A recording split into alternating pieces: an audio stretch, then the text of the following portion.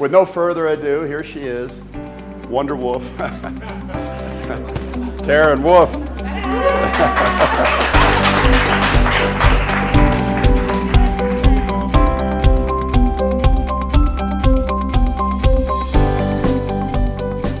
I did plan on introducing myself, but now I feel like my introduction is not really going to be that great compared to what Rich just did. I don't really want to lower the expectations here, so we can get right into it. My name is Teryn. Originally, I'm from Ohio. I ended up here. I came to Colombia first in 2013, working with artisanal and small-scale miners. Have any of you been around Segovia, Remedio, Zaragoza? It's a really bad area. It's not a very nice area. There are a lot of artisanal miners there. It's very informal. It's very dangerous.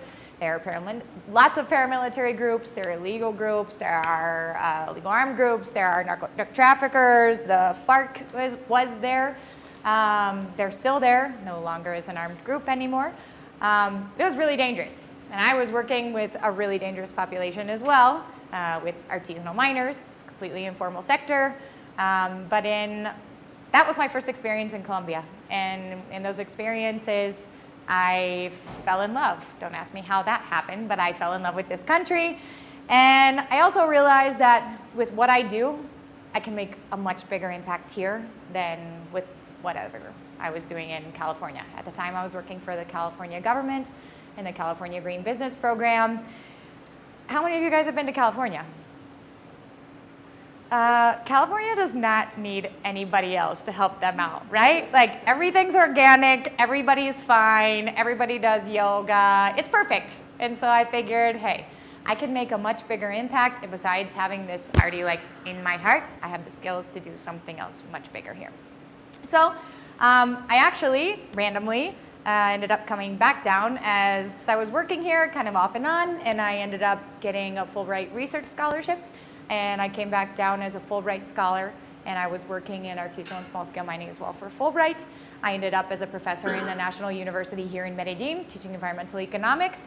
And academics are really cool, but at the same time, I wanted more of that same feeling. I wanted to give back.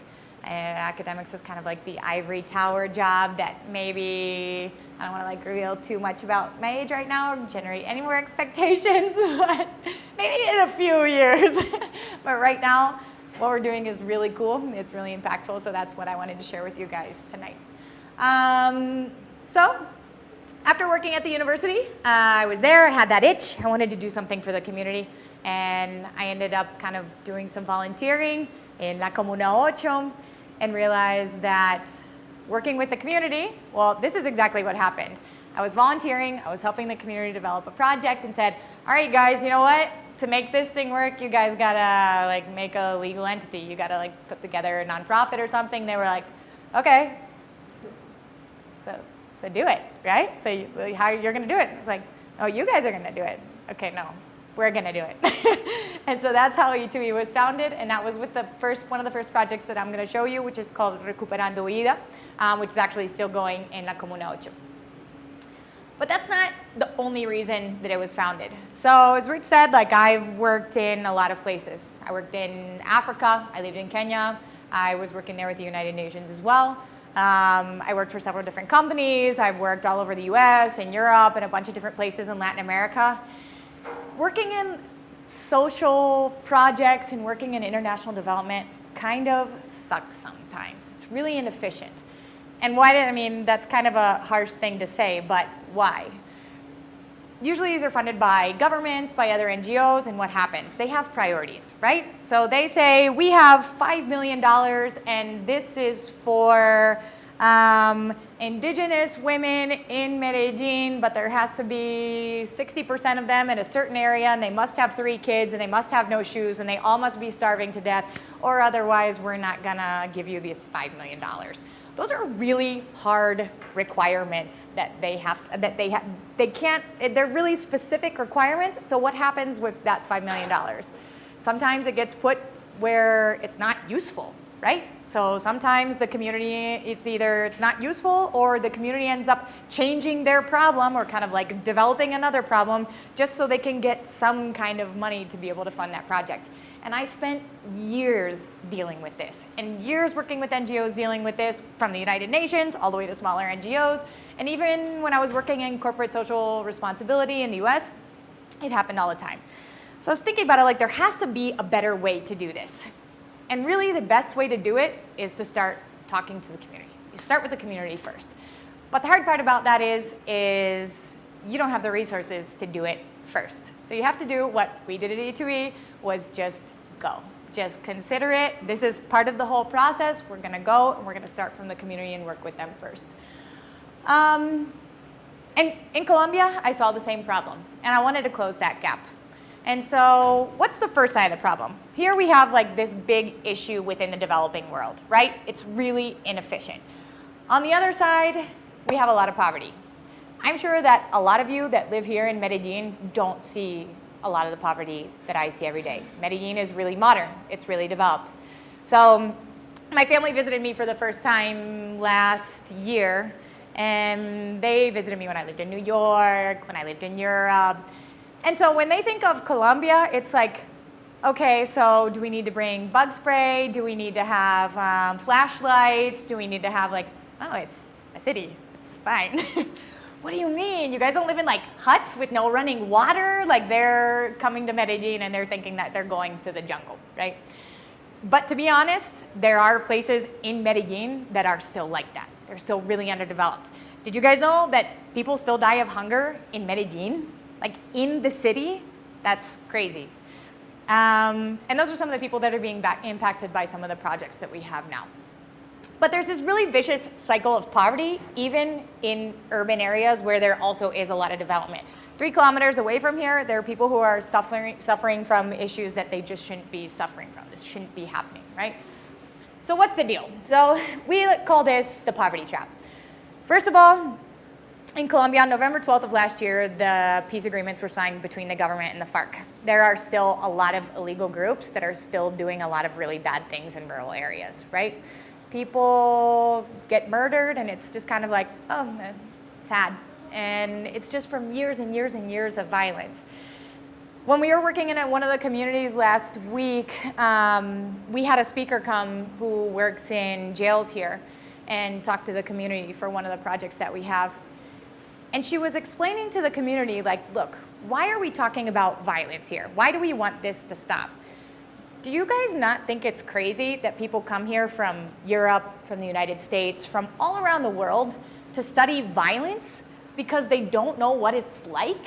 They don't know what it is to live in a violent society. And you guys don't even know what it is to not live in a violent society. Like, do you know what it's like? Who knows what the expression no dar papaya means? I mean, for a lot of people who come here, that's a crazy thing to say. Like, isn't it my right to like wear a watch on the street? Is it my right to feel safe, like walking with my wallet in my back pocket? It is your right. But violence in this culture of insecurity is completely naturalized in Colombia. That has a lot of other impacts as well too. Let's go to the other side. Lack of education also contributes to violence. If you don't have education, you don't have as many opportunities. If you don't have any opportunities, you're gonna do the easiest thing for you, which is the informal economy, which is based around a lot of illegal activities here, and you're feeding back into that cycle. In urban areas, but much more so in rural areas, environmental degradation impacts the most vulnerable people. They don't have resources, they're dependent on the environment to survive, so when those resources are depleted, they suffer even more. So there's this vicious cycle of poverty that we're trying to solve here, but we're trying to solve it in an integral way. So going back to the first problem that I talked to you guys about, which was, what's the problem with the developing world? So a lot of times if I have a project that's for deforestation, I only want to think about trees. I'm not thinking about the community. So we're missing a really big part of that project, which is the people who are being impacted by it, right? So we have this development world that doesn't really work that well, but there is an opportunity for businesses here. First of all, I was just reading a report this morning that said that in the past 5 years, there's been a 29% decrease in development funds, which is what we use to invest in solving social problems. And that's a global average. That represents billions and billions of dollars. If you ask anybody here that works in an NGO or in the social sector, they're going to say, no, there's no money for social work here. Everything's gone into post-conflict. And they're absolutely right. There's really no funds for anything. It's a tough situation if you're in the social sector right now. However, the business sector is doing really well, especially in Medellín. It's booming here in Medellín. So they're growing in dynamic economies that have a different cash flow where they can benefit from investing in social projects, right? What's the other side? Businesses also face a really big challenge from society, which is people want to see social impact, right? They want to know that if I buy a product, that I'm not just getting that product. I want something better to happen beyond that. I want to invest in society as well. And so society is putting a lot of pressure on businesses to make it more than just you sell, I buy, and that's the only transaction. We want to see some kind of good come out of that as well. What's the other opportunity? Is we make the most of these models. What I said before is we kind of work backwards. We work the opposite of how everybody else works. We start first with the problem so that we make sure that we're solving just that problem, not everything else or not someone else's priorities, just the one that's prioritized within that community, right? The other thing is on a personal level, this benefits all of us. All of us who live in Medellín are benefiting from building peace, from building safer communities, regardless of if you've never been to La Comuna Uno, Popular, in your entire life, or if you'll never go there, you're definitely benefiting from that. There's a tangible benefit from investing in peaceful coexistence. So how does this model work? So we start here, right? E2E, this is our team. Oh, which by the way, I want to just point out our team here really quick. Shelly, Carlos, Joe, Kati in the back, and you guys can mix around with them here afterwards in a little bit. So how do we start? So we have, the name E2E comes from two different big stakeholder groups that we work with. First, we have our emerging partners and our established partners. Emerging partners, these are the communities and the projects that we work with. Our established partners are the businesses. What we do is we create this mutually beneficial relationship for both of them. Not just, oh, businesses give to communities and it's like the charity thing and we get the feel-good feeling and that's it. No, there's a benefit for businesses when they invest in these communities as well. So what do? We go to an emerging partner, community, somebody seeks us out. It's all right, this looks like it could be an impactful project. What do? Instead of say, we work in this, we have this much money, this is our priority, we need to execute before October 13th of 2018, we don't put it down. We just say, what do you guys want to change? What sucks here? What's the difference that you guys want to make?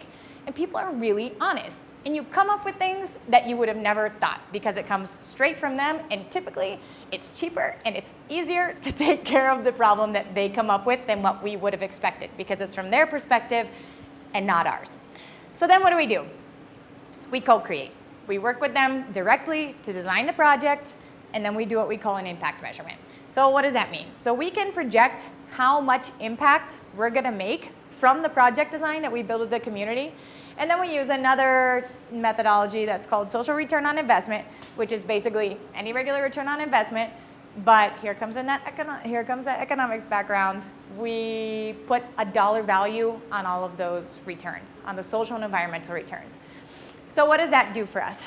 We come up with this coefficient that says for every dollar, peso, monetary unit that you have invested in this project, this is how much social benefit you're going to get in a dollar value. Now, why do we do that? Somebody explain climate change to me in 20 seconds and why it's important to mitigate climate change right now. Anybody? It's hard. It's really hard to explain why these things are important. And you have to know so much stuff just to be able to explain like, hey, why should we invest in post-conflict? Why is reintegration important? Why is peaceful coexistence important? Why is it important for us to invest in climate change? It's really hard to know everything. You can't. But what do we all have in common? We all know the value of a dollar, right? We all know the value of a peso. So when we use this, it makes it really easy for us to communicate. You know what else it makes it easier for? It definitely makes the communication a lot easier for our established partners. So what's the idea? So we have this coefficient, and then we have these benefits that we can offer, which is reputation building, communication, support from the E2E staff to really meet what the needs of any business, right? Whatever their corporate social responsibility needs are. So the idea is they offer the financial support to this project. we implement alongside the community, and that's that virtuous cycle. And this is how we're working to turn around the poverty trap, right? So now you guys are like, okay, we know what you do. Tell us about some of these projects. So this first project, Recuperando Vida, this was actually named by the community. We were calling it this really, really long name, which is Integrated Waste Management, Recycling, and Community Building in Comuna 8 in Medellín, which is way too long. And so we asked them, like, guys, what does this mean to you? Like, what is this project for you? And they're like, it's like Recuperando Vida. It's like bringing back life to our community. So how did this start? We did the same thing. Actually, this started before E2E was even a nonprofit. I was working kind of as a volunteer. I was helping out some community members put together a project. We were walking around in places in La Comuna 8 where there's no electricity, there's no water. I mean, it's a disaster. It's a complete disaster. Buildings are falling down, there's so much violence. And I was looking around like, oh my gosh, all these big problems, they don't have this, they don't have that. And I was like, what are we gonna do? And then came the question, all right, what do you guys wanna change? And they were like, we really want a waste management system. We don't have anybody to clean up trash here. There's no way for us to recycle. We know it's important, and that's what we want. I was like, you guys don't want clean water first? This is what we want. And then we asked, okay, what do you guys want to measure then? And so we asked them, what do you want to measure? They said, we want to measure peace. We want to know how this contributes to stopping violence in our community. And so when we talked to them, like, what do you mean? How does this contribute to that? And they said, look, so-and-so is from Urabá, and the other guy's from this part, and the other guy's from this part, none of us talk to each other, none of us know each other, and then this woman throws the trash out her window because she doesn't know how to, there's nowhere for us to put our trash, and she doesn't know how to recycle, I don't know, but then it really ticks off the guy who's from there, and then he goes with the machete, and then there are people killing each other, and it's really violent, but it all comes from this recycling system. So we're like, well, okay, we should probably set up this recycling system, and we're gonna start measuring peace from this project as well too. But this project also has a lot of other benefits, which are what? Jobs. So we're working with a group of ex-combatants there who are the recyclers. Most of them were M19 before, around like Enciso, Villatina. Some of them are informal recyclers, which are displaced people. When we first started working, we had about 6 recyclers that were women over the age of 60. Their husbands were killed, some of their sons were killed, they came to the city by themselves, nobody to take care of them, they didn't have anywhere else to go, they end up living on the street, and how do they survive? They pick up plastic bottles off the street, and they try to sell them for whatever they can. You guys, the average salary, the average amount of money that these people were making when we first met them was $25 a month. A month. That's nothing. You literally can't survive off that, and they were not surviving at all. So creating decent work for people has a huge value, has a huge, huge value. So we have jobs, we have community building through the peace building through this project, and obviously environmental protection. This mitigates contamination, it keeps trash out of the waterways, shorter landfill cycles, and there are a lot of public health benefits. In the communities, actually the Alcaldía of Medellín identified recycling and waste management as one of the biggest issues for people getting chikungunya, Zika, or any kind of diseases that are transmitted by mosquitoes or animals, or not animals, insects, thank you, that breed in water, right? So we're taking care of a lot of problems for these communities. And the coolest thing is, like, this came from them. Related to this project is, one good thing about this project is we have the ability to take care of 90% of their waste, make sure that it doesn't go into the landfill, they can recycle it, because usually stratus like 1 to 3, they produce about 70 to 8% of organic waste. And so all of that goes into this composting system, which they also have there. So what do they do with this? They collect all the organic waste, they put it in the composting system, and there they have another value stream where they're actually making money selling compost as well on top of their recycling. This is us working with some of the recyclers in the past couple years in the place called Cerro de los Valores in La Comuna 8. This is part of the community group for kind of these mini projects that we do within Recuperando Vida. And these projects are really cool because there are a lot of they call them invisible frontiers, right? A lot of gangs, whatever. And those are spaces where the recyclers refuse to go because they're scared, and they're completely right. So what do? We took over the entire street, and we cleaned up everything along with a bunch of community groups, cleaned up the whole street. We got rid of all the graffiti from the gangs in the area. We painted signs, we painted all the walls, and the thing is we really did take back that space and give it back to the community. They all participated. There aren't any gangs. It's not an invisible frontier anymore, and the streets are still really clean, and they still take care of it. And that was a year ago now, almost.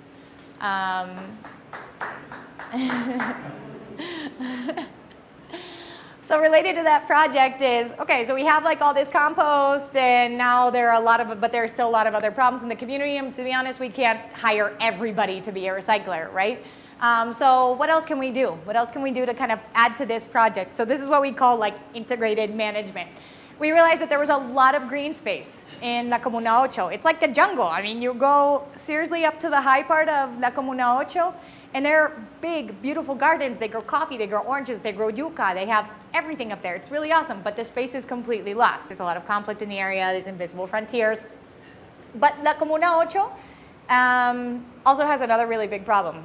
They reported almost 70% unemployment in La Comuna 8, especially in the upper parts of La Comuna 8. It's completely informal. And also they receive about 15% of all the displaced people that arrive to Medellín.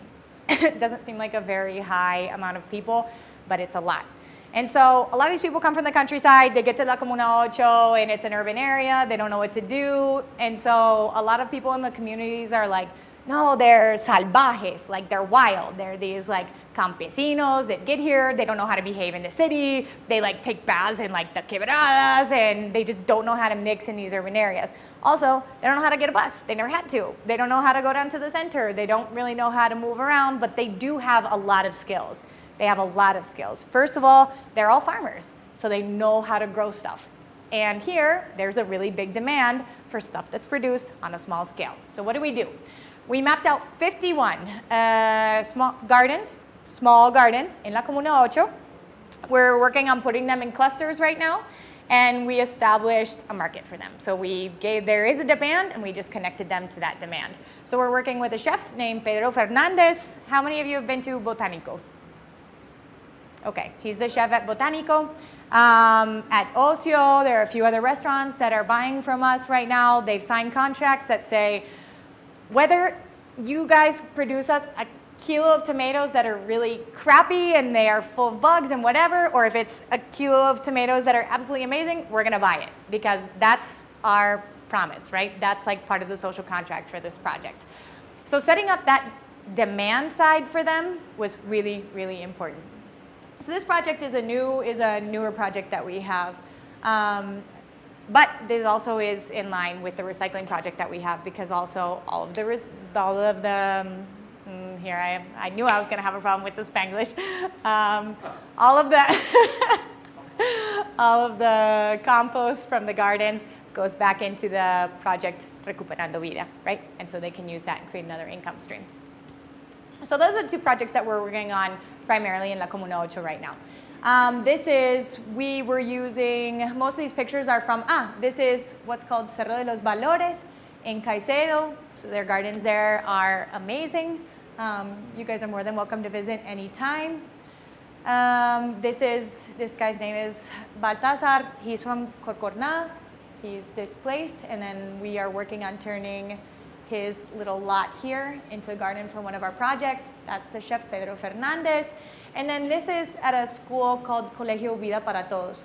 So we're using the schools in La Comuna 8 as like a center for communications. There's people there take care of their kids a lot, and so it was kind of hard for us to stay in touch with their families.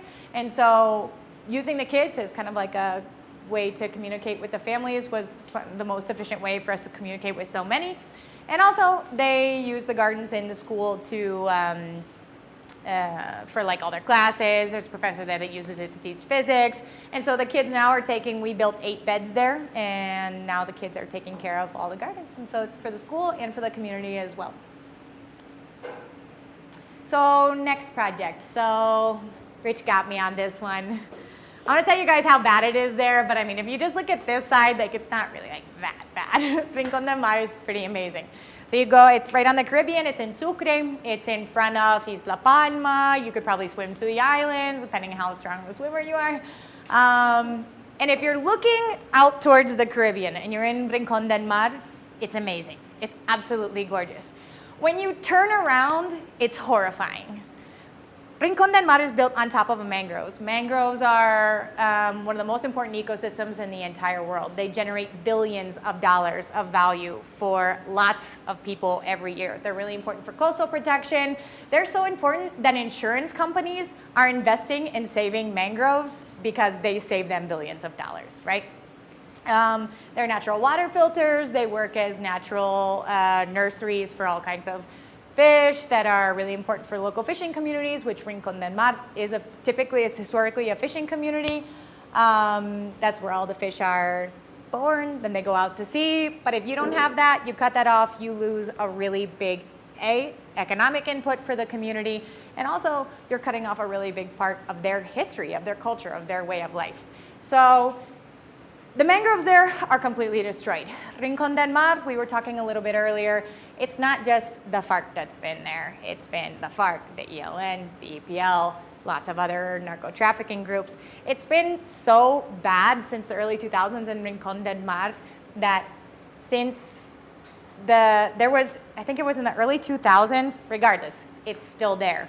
There's a landing strip right in the middle of the mangrove because all these narco-traffickers just built it right there because it was the easiest way for them to get it out of Montes de Maria onto the Caribbean and onto its next destination, right? Whatever it is that they were trafficking out. That leaves a huge scar on the community. There's been so much violence there. There have been massacres in Rincon del Mar. Today, it's not a violent place. It's very safe to go there, but there's a really big scar within the community there too. So what are we doing? We realized that violence causes poverty, right? That was part of the whole poverty trap that we talked about. But also there's a lot of corruption in the area as well. So nobody really has invested in this community at all. They've been alone for a really long time and they have no way of making money because of all of this other damage that's happened in the community. So what are we doing? Understanding that the community has a lot of problems, but most of them come from the fact that this mangrove is completely destroyed. We need to protect the mangrove. That's the most important thing. So to work with the fisheries, you have to work on the mangrove first.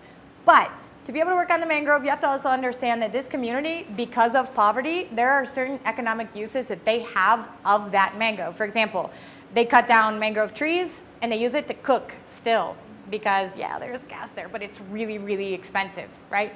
So they really don't have access because there's an economic barrier.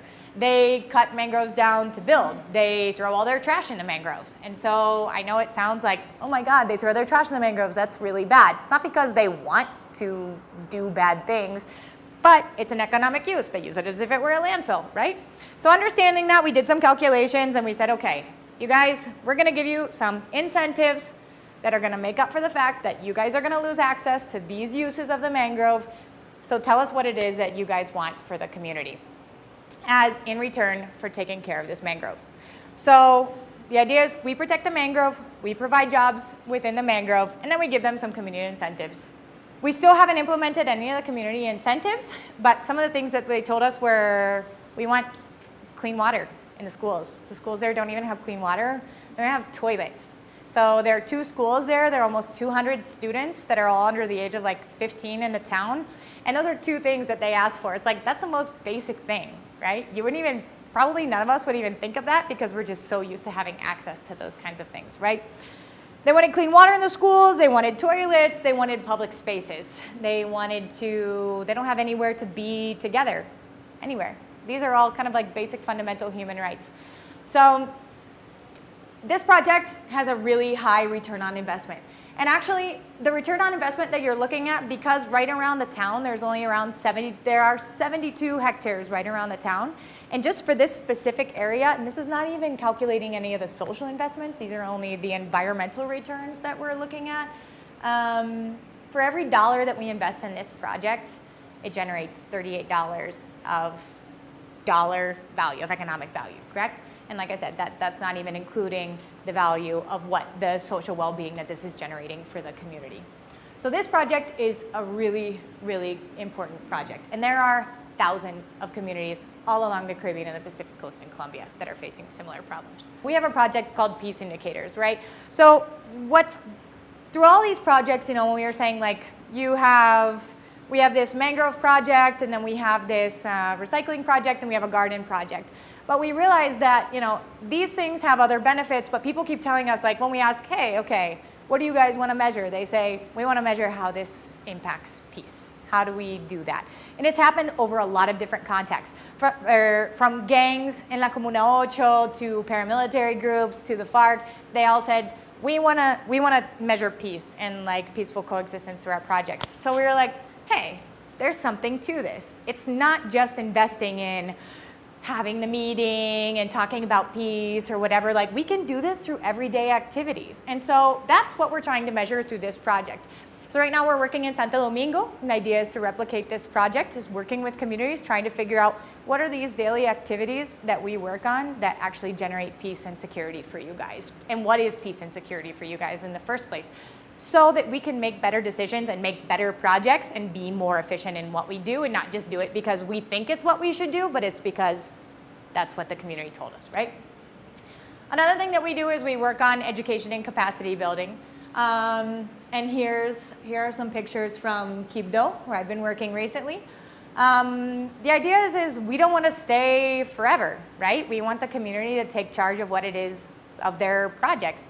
So it's a very important part. It's fundamental for all of our projects to give them the tools that they need to be able to run their own projects. So Shelly's actually the coordinator for all of our workshops. And it's really cool. We invite them to our workshops with people from the alcaldía. People come from universities who are doing PhD, masters in the United States, and then they sit down with the guy next to them who can't read, and they use the same tools, and they use the same methodologies, and they learn together how to actually plan strategically, build a project, execute a project, and measure their impact. So it's also kind of a way for us to democratize development and community development as well.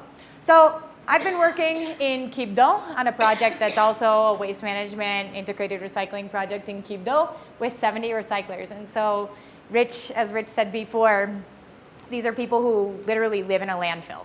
They live under like 4 poles with a piece of plastic that they pulled out of a landfill. And through a series of very unfortunate events in the landfill, they've decided, okay, you guys all have to get out. And the city didn't give them any other opportunities. So we're working there with another nonprofit to set up a waste management recycling system, but also create jobs for these people. And the challenge that we have now is to make sure that they have these tools to be able to run the project in the future. So that's what we're doing in Quibdó right now.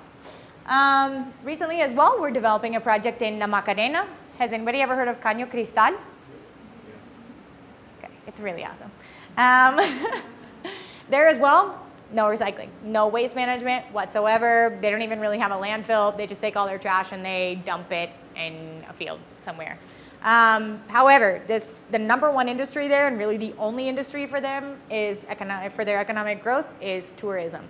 And so obviously that's a really big problem for tourists when they go there to go on like ecological tourism, and then they see a giant pile of trash, right? And they're really motivated. So we went there to help them set up a recycling system. We're working not only with recyclers, but also local artisans to make things out of the materials that we can't recycle. We're working with local kind of eco-tourist guides on business development and setting up other incentives around the program. But what else are we doing? We're not in the Macarena only. 3 hours away from La Macarena, there's a place called Playa Rica Yari, and that is where there's a camp of about 300 people. They're all ex-FARC soldiers. And they don't want to leave. They're going to stay there. And so the challenge is, they have the exact same challenge. They just dug holes in the ground and burned it and buried it for a really long time, and they're trying to formalize just like everybody else. So we have this community of FARC soldiers that they're trying really hard to be part of society. And then you have society over here that is really, really afraid of these FARC soldiers. And there are all these stigmas in between, but in the end of the day, they all have the exact same needs. And we're starting with recycling And we're taking peace indicators and the recycling projects, and we're working not only on recycling there, but on reconciliation through these simple everyday activities, which are you sell me your kilo of plastic, or you give me this thing, or whatever. This simple business development makes a really big difference. And there are things like this that are really important for reconciliation. And we're working really hard on that in La Macarena. So how do we spend our money? I think this is really important for people to understand. Most of what we do, almost all of the money that goes into our projects goes right into our projects because of the fact that we have this really, the education programs, the capacity building programs that we have, we're training local people to do all of the operations, which doesn't happen very often. Through all of our projects, we have an average of 9% of overhead, which is salaries. The average that's recommended for NGOs is 23%. And it's not that our projects are like insanely expensive, it's just that we're like pretty efficient. 9% is really, really low. To be honest, I think like 23% is really low too. I mean, I think my team deserves really good salaries because they work really hard and they often work in really dangerous conditions as well too. But what does it go into? So that admin percentage goes into our office, space for our team to work together. Most of our work is really collaborative. Goes into salaries, legal costs, fees that we have, some fees that we have for fundraising, and the rest of it goes into the projects. Project inputs, the trainings, teaching people how to do the analysis themselves, all the education and capacity building that we do for our projects. And so there's some other cool events here that I wanted to share with you guys if you want to maybe get involved with some of the projects that we have here. We have a fundraiser with Chef Pedro Fernandez, who's the chef who's working with us on the Urban Gardens project. He is opening up his home in a building called El Matorral, and they do private dinners there often. So he's going to do a cooking class. So first, on October 17th, we're going to have a cooking class for 12 people. And then on October 19th, he's offered to put together a four-course dinner. Don't worry, guys, there will be booze. I made sure that that was in the package if we were going to do a fundraiser. Why are you looking at me? And all of the money that's raised in those dinners goes straight to the Urban Gardens project. So all of that money will go straight into buying all the inputs that we need to make sure that these people's gardens are ready so that they can start selling. And you guys can follow us on social media. We have Facebook. You're probably gonna have to, you'll probably see this same talk again on Facebook here pretty soon. But follow us on social media. You can see like all the pictures from all of our projects there. So I didn't want to do like some really cheesy quote, right? Like something, I saw a bunch of really cheesy ones from like Walt Whitman and whatever, I don't know. But I really like Dr. Seuss a lot. And I think this is really important and much more to the point, right? So like, unless someone like you cares a whole awful lot, nothing is gonna get better. It's not.